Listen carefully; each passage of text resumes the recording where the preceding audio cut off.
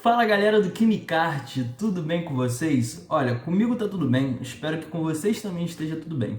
Para quem não me conhece, meu nome é Arthur Ortega, eu tenho 22 anos e eu sou licenciando em Química. Hoje eu tô trazendo mais um vídeo para vocês. Hoje eu vou fazer um vídeo num tom mais sério, também num tom mais triste. Hoje nós vamos falar sobre o Zyklon B, o gás mortal do Holocausto. Pois então, quando eu estava fazendo a pesquisa sobre esse vídeo, me veio uma palavra na mente, a palavra responsabilidade. Mas aí você que está assistindo o vídeo, você deve estar se perguntando, como assim? Por que veio essa palavra na sua mente? Então, galera, responsabilidade para passar para vocês, para deixar claro para você que está aí assistindo que episódios como o Holocausto jamais devem ser repetidos e sequer cogitados. O Holocausto é como ficou conhecido o genocídio judeu comandado pelos nazistas na Segunda Guerra Mundial. O Holocausto, sem sombra de dúvidas, é um dos episódios mais abomináveis da história da nossa humanidade. E como eu acabei de falar, ele deve ser sequer cogitado e jamais deve se repetir. Para os judeus, o Holocausto é conhecido como Shoah, uma palavra em hebraico que traduzida para o português quer dizer calamidade. Estima-se que devido às políticas antissemitistas e antijudaístas disseminadas pelo governo alemão comandado pelo ditador austríaco Adolf Hitler, cerca de 6 milhões de pessoas morreram. É muito importante aqui a gente falar sobre o antissemitismo e o antijudaísmo. Apesar deles serem parecidos, são temas totalmente diferentes. O antijudaísmo é o ódio da religião judaica e ódio ao ser que pratica essa religião.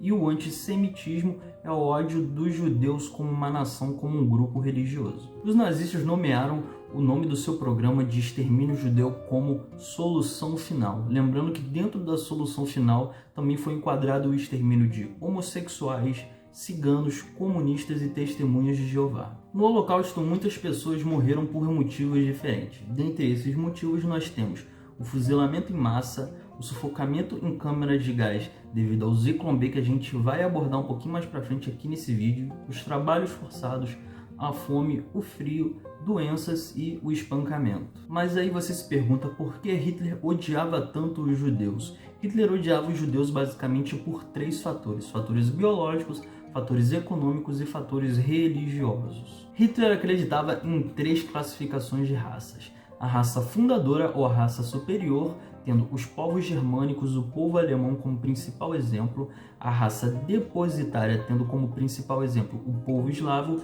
e a raça inferior, tendo como principal exemplo os judeus. O fator econômico: os judeus eram detentores de grandes riquezas e também eram detentores da maior parte dos meios de produção.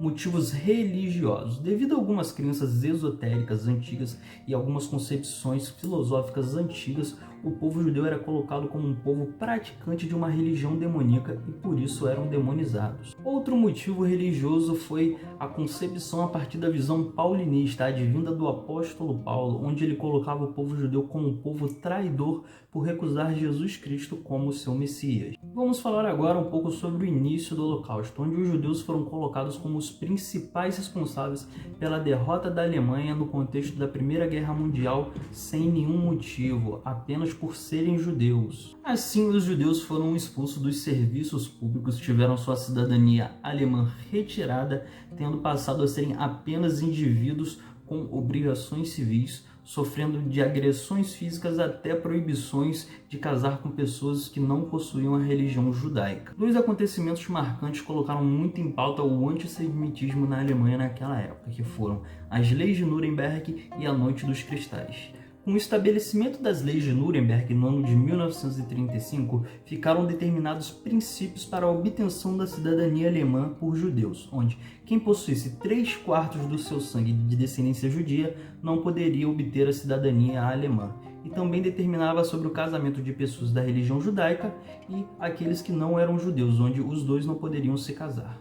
Os judeus tiveram todos os seus direitos e toda a sua liberdade cassadas, tendo os seus bens saqueados, e todos eles, após o começo da Segunda Guerra Mundial, foram mandados para guetos. A Noite dos Cristais foi uma noite que ficou marcada pela perseguição e a morte dos judeus dentro de suas residências, a destruição de sinagogas e de estabelecimentos comerciais comandados por judeus, tendo cerca de 1.000 judeus mortos nessa trágica noite. Então, principalmente após o começo da Segunda Guerra Mundial e depois de vários absurdos sofridos pelos judeus antes do começo da guerra, eles foram mandados para campos de trabalho forçado ou campos de concentração. Os judeus eram, juntamente com os ciganos, os comunistas e os homossexuais, mandados para esses campos de trabalho forçado, onde quem não pudesse trabalhar era simplesmente eliminado, tendo como prioridade nessa eliminação mulheres, idosos, crianças e doentes. E uma das principais ferramentas de extermínio nos campos de concentração eram as câmaras de gás,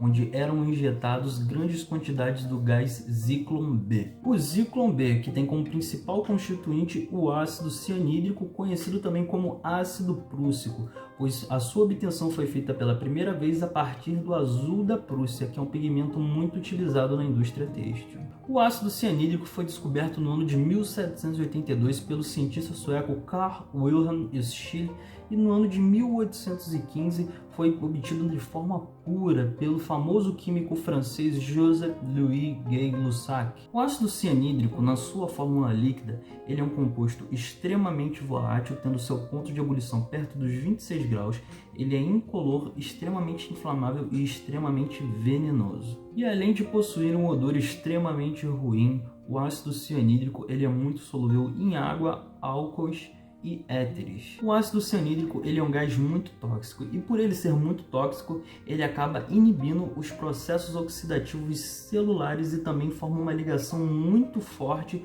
com o ferro da hemoglobina, o que inibe o transporte de oxigênio e gás carbônico para essas células, que resultava em tudo aquilo que as pessoas que estavam dentro da câmara de gás quando esse gás era solto sofriam, como rigidez muscular, asfixiação, vômitos e muitas convulsões. O ácido cianídrico ele pode ser obtido através de 3 processos. O processo de tratamento do cianeto de sódio com ácido sulfúrico, através da oxidação catalítica de uma mistura de metano-amônia e também pela decomposição da formamida. Então galera, esse foi o vídeo de hoje. Eu queria agradecer muito pela presença de vocês.